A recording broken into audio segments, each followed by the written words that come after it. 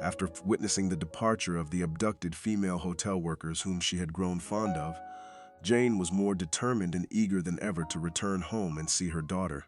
Squaring her shoulders, she trudged across the unstable, spongy ground through the foul-smelling, spooky cave alone for hours, listening to the racket of explosions. When the monkey mind kicked in with, "Girl, you're never getting out of this damn cave," and maybe only the human dolls and the hotel workers could leave the cave, since they lived in the Bauschort suite longer than you. "You need to shut up and go somewhere and sit your ass down," Jane informed her monkey mind. It got quiet. She then went on to root out any trace of doubt planted in her mind that she wouldn't return home before continuing her journey. And to her amazement, as she stepped onto the Blue Shore Tower's rooftop into a bright, shimmering sun and fragrant, salty air, the fireplace poker fell from her hand, the sound of the explosion ceased, the cave vanished, and the squishy ground turned to cement. Jane began to cry. Gut-wrenching sobs shook her torso that came from the depths of her soul, conveying her gratefulness to be home again and thankfulness for overcoming her enemies. Pulling herself together, Jane rode the rooftop elevator to the 7th floor, clothing, hair, and body drenched, grimy, and stinking like a landfill.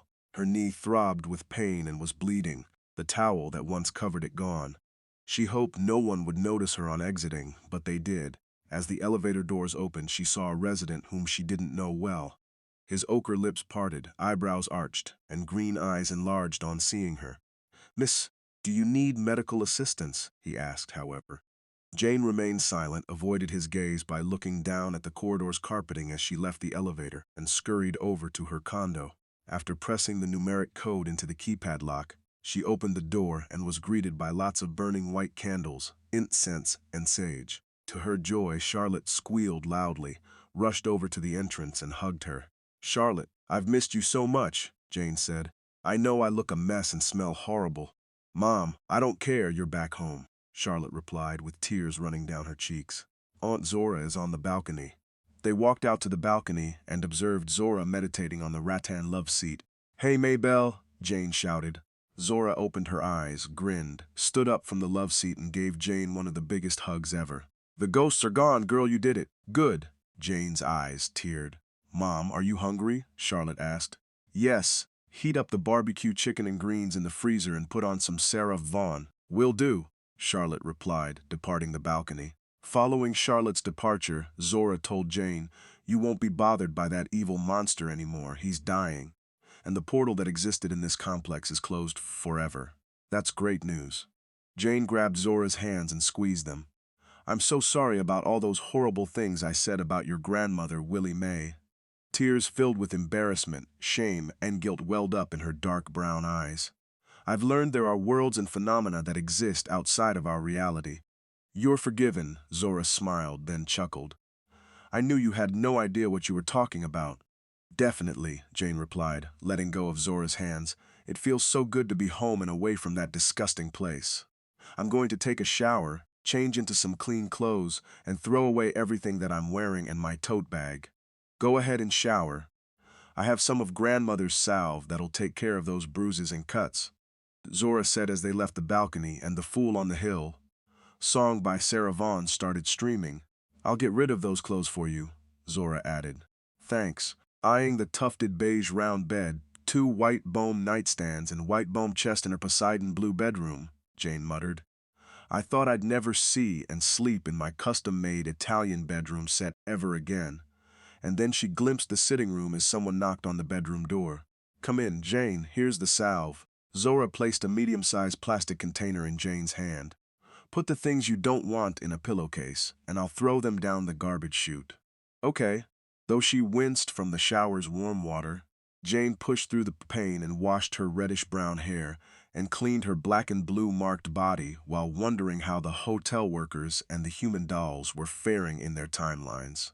After drying off with a large yellow bath towel, she applied Willie Mae's ointment to the scrapes and bruises and then slipped into a satin lingerie set consisting of a light green satin top and trousers. Zora and Charlotte were seated in Queen Anne chairs near her round bed, and food awaited her on a tray when she left the bathroom. "Mom, why are your eyes red?" Charlotte asked. Jane thought, here we go. To avoid being killed, I had to kill. I encountered women over a century old but appeared as if they were in their 20s and 30s, as well as someone that had been raised from the dead. I don't want to relive those experiences. I know you're both dying to know about my adventure. I'm just not ready to talk about that yet. It's too distressing, Jane advised. I understand. You really do need to get some rest, Zora said. Zora, thank you for holding down the fort and keeping Charlotte company. I know it's been a chore for you to drive back and forth from LA to Santa Monica and run your business. It's time for you to get some sleep and rest too at your own house. I'll be fine. And Charlotte, that goes for you too. You've been steadfast, and I'm sure you have a lot of catching up to do with your affairs, too. Mom, I'll be out of your hair tomorrow in the late afternoon, Charlotte replied, laughing. Well, I'll be exiting stage left on Thursday morning, Zora chuckled. On Thursday, Jane woke up at 1 p.m., feeling refreshed by the salty air. She gazed out the window at the Pacific Ocean, mesmerized by the waves, until the magic was broken by a knock on her bedroom door.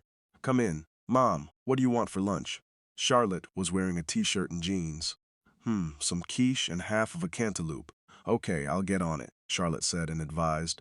Aunt Zora put out the candles, sage, and incense before she went to bed last night, saying they were no longer necessary. Most definitely not, replied Jane, smiling. After taking a shower, Jane applied Willie Mae's salve to her injuries. This stuff really works. I don't have any more pain, and the bruising is fading. How come Zora isn't marketing the product? She mused, slipping on a black nightgown and flip-flops before going downstairs to gab with Charlotte about selecting a new cell phone since hers was toast. At 9 in the morning on Friday, Jane went downstairs to make coffee and prepare breakfast. She turned on the TV because she missed Charlotte lingering around and yakking on her cell. She usually only paid half attention to the TV broadcasts, but this one caught her attention. The NYPD is investigating the disappearance of Edie Blair, a prominent international interior decorator. Blair's clients became concerned and contacted the NYPD for a welfare check when she failed to show up for appointments, and calls to her cell phone went to voicemail and were not returned. The interior decorator's disappearance has alarmed wealthy New Yorkers who have increased security, reported the black-haired, navy blue-suited male news anchor. How bizarre, Jane thought. When the photo of Edie Blair was shown, Jane almost dropped the stoneware coffee mug. Why, that's Edith. Edith Blair's close friends, Celine Brower, Diane Sanders, and Rachel Clift were contacted by the NYPD. Photos of the trio with Edie Blair were shown. Stay tuned for further updates on this story. Those women were in the photograph with Edith in that photo album. They must have been resurrected too, Jane muttered. We have breaking news, the black-haired male news anchor exclaimed. Edie Blair has just turned up. Once again, Edie Blair, the interior decorator for the rich and famous, has showed up, and there wasn't any foul play involved. She claimed that an emergency was the reason for her lack of communication. How on earth did that bitch manage to live again? Jane pondered, turning off the TV and going upstairs. She showered, slipped on a leopard-patterned V-neck fitted dress, combed her hair, applied some eye makeup and lip gloss to her face, noting that the bruises had faded significantly.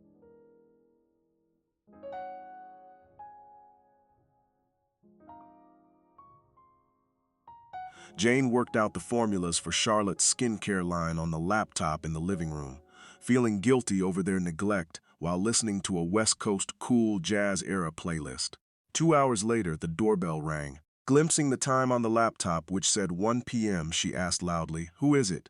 "Trevor." Trevor's British accent sent chills down her spine. "What does he want?" She deliberated. His shining hazel eyes and toothy grin greeted her when she opened the door, which made her melt like a piece of chocolate candy left in the sun. All of her uncertainties about him packed up and left the room. A peach polo shirt, Bermuda khaki pants, and sandals highlighted his deep tan. Trevor will always be handsome until the day he dies. Some men and women are just born that way. I'm still infatuated with him. I'm at a loss on what to do about him, Jane reflected. I got you some lunch. He gave her a kiss on the cheek while holding the picnic basket. It's some Chinese food. How nice of you, Jane responded. Let's go out to the balcony and eat. Jane, you're killing me with that dress.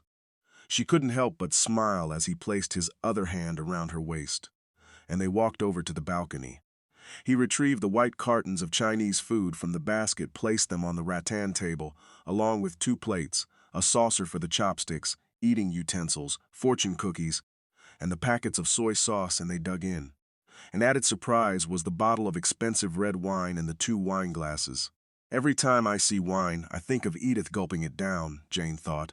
The sun kissing the Pacific Ocean, the company of Trevor, a man whom she still harbored feelings for, and the gentle, salty sea breezes intermingling with the aroma of the Chinese food and the cool jazz-era music from the West Coast provided Jane with a solace that she hadn't had in a long time.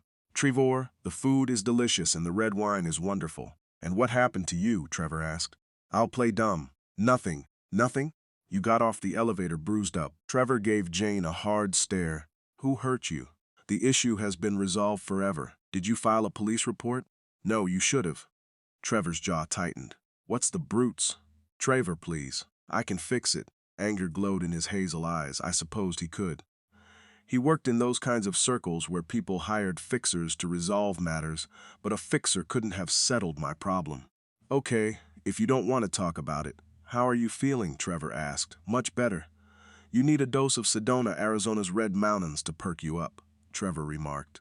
I have a 4-bedroom house there. How about staying for a week or so? I'd like that. We'll go next month, Trevor replied. I want you to meet my sister. She'll be in town. You guys can go crazy with my charge cards while I golf at the country club with my buddies. I'm certainly surprised at the turn of events. I'd written Trevor off. I never expected to get an invite to one of his homes and to meet his sister. What happened to his cold feet? I won't ask him about that. I guess he'll discuss it when he's ready, Jane thought. Trevor removed 2 slices of cheesecake from the picnic basket. Oh, no, you didn't. Jane chuckled. Oh, yes, I did. A friend of mine knows your sister-in-law. I called Zora and wormed it out of her that you liked cheesecake. I thought Charlotte may have spilled the beans, Trevor laughed. No, she didn't, but Charlotte and I had a very interesting conversation. His cheeks reddened. Say no more. Jane gestured for him to halt with a wave of her hand. Charlotte is very opinionated like her father. After lunch they went indoors, cozied up on a white leather couch, watched a baseball game, and drunk some more red wine.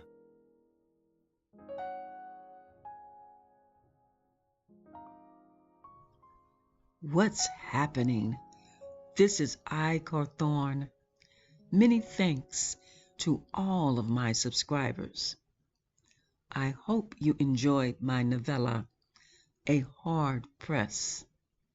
It looks like things are heating up between Jane and Trevor. Now don't forget to like and subscribe. Thanks.